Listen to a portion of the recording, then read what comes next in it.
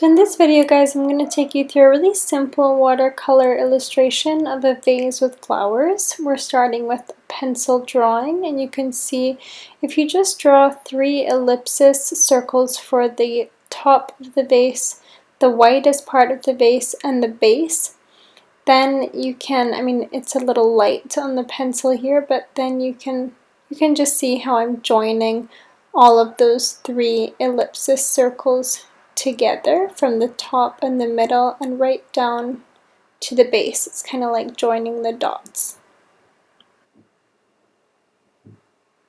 Once you're happy with your drawing, you can take a putty eraser and just lightly rub out all of your pencil lines to make sure they're very, very light, because if you paint with watercolor over pencil, your pencil lines will come through the thin washes of paint. So you want to rub them out first.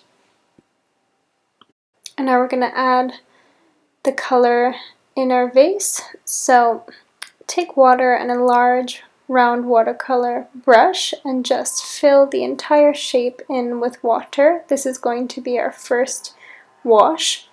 And the thing is with watercolor is that you have various methods of building up color. Now the first is what we call wet on wet, where you're going to drop wet paint inside a wet wash. And this is particularly helpful when we just want a light base of color. And bear in mind that highlights from watercolor come from the paper. So if you have any sections that you want to be particularly light or white, be mindful that you can leave sections of the paper showing through. You don't have to cover everything. And for shadows, you're going to build them up with thin layers of paint on top of this. This is just to give us a background to work with.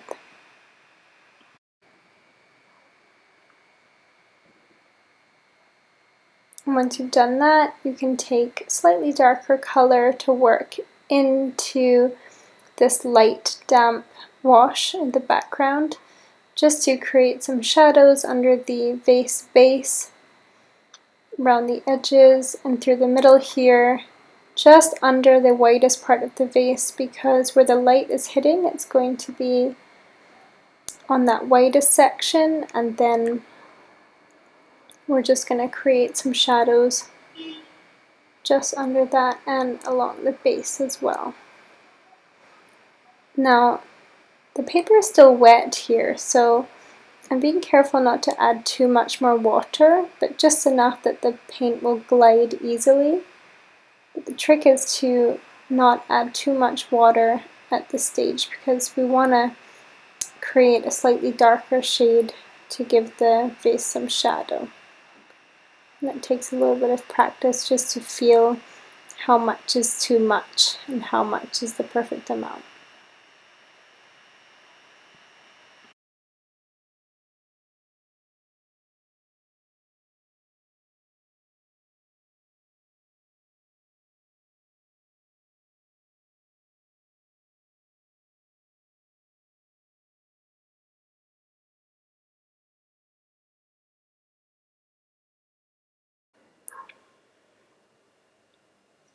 At this point, you can start adding a slightly darker tone along the edge, just to start making it look a little bit more three-dimensional.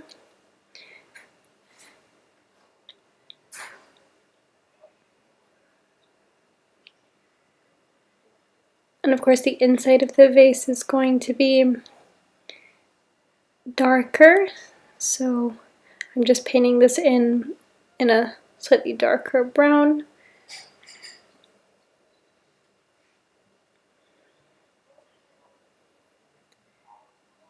And the edge of the vase, the very edge, is going to have a little white highlight on it where the light is touching. So I'm using a dry brush, adding a little bit of water with no paint, just to lift some of the color I've put down to add a highlight. That's one way that you can add lighter sections, is by using a little water and then take the excess of the water off the brush just to lift the highlight. Now I'm going to start adding some of the flowers. So first thing I'm going to do, similarly the way we did with the vase, is just add water onto the page in the shape that I want the plant to be, and then drop the color into the water. So it's a very light base wash just to get started. I'm being very loose with it. Now I'm just using my imagination here, but you can use a source material image if you want to. And I'm just going to repeat the same process for another one of this flowers, dropping the water first and then dropping the color inside the water.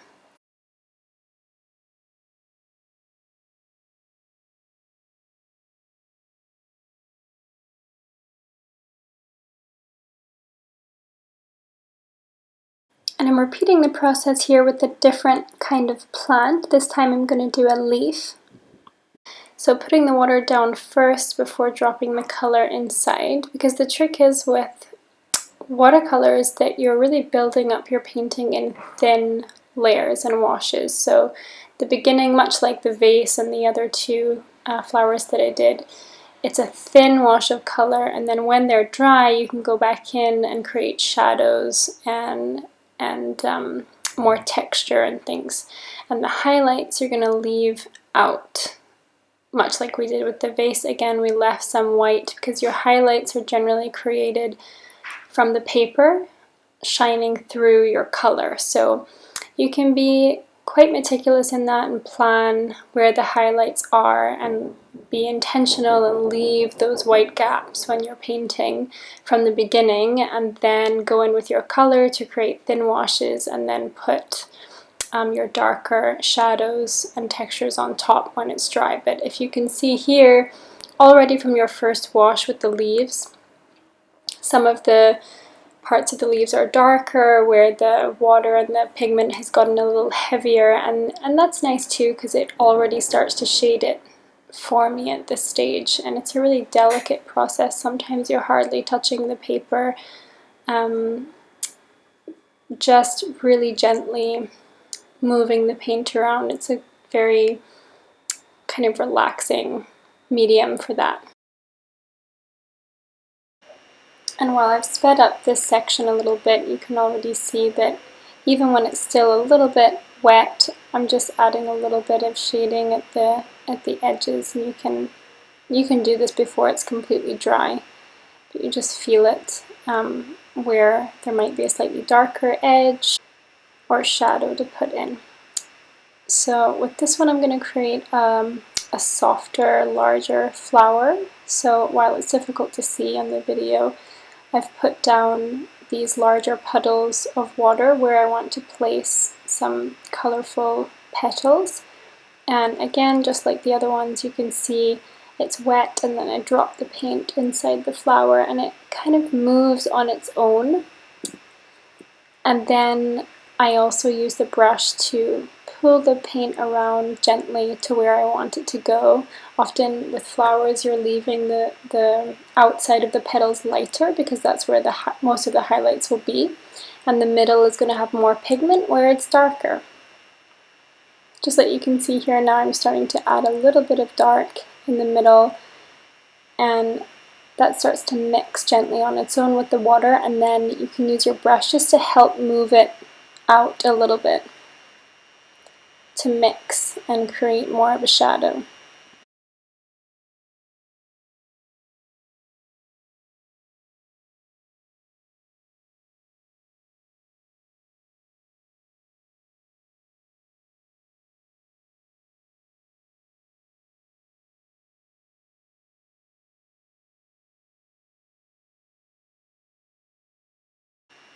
Now of course you can paint quite chronologically, but I don't always do that, so I'm just adding the stems in now for these two plants. Of course sometimes it's helpful because then if you don't have the stems in, you know, there's nothing in the way of your wrist to smudge if it's still wet, so sometimes I add the stems after.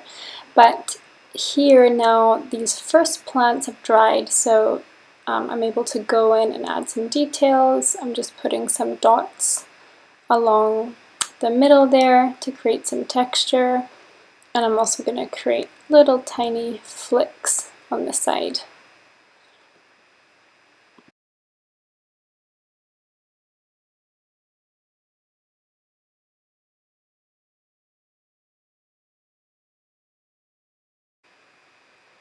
And for the next one, I'm going to add another larger loose leaf petal. So placing the water down where I want it to be, and I'm doing it this wet on wet technique because I quite like flower paintings that are not too overly detailed. I like them to be quite organic, and painting wet on wet really lets the paint run where it wants to go to a certain degree, so you get like a softer technique. But of course, if you want to create something more detailed, you can also just mix the paint on your palette first and go in straight and paint the leaves, but or the petals in this case. But if you want something quite fluid, this is quite helpful to do it that way. So putting the water down first and dropping the paint into the water will create something a little bit more organic and free-flowing.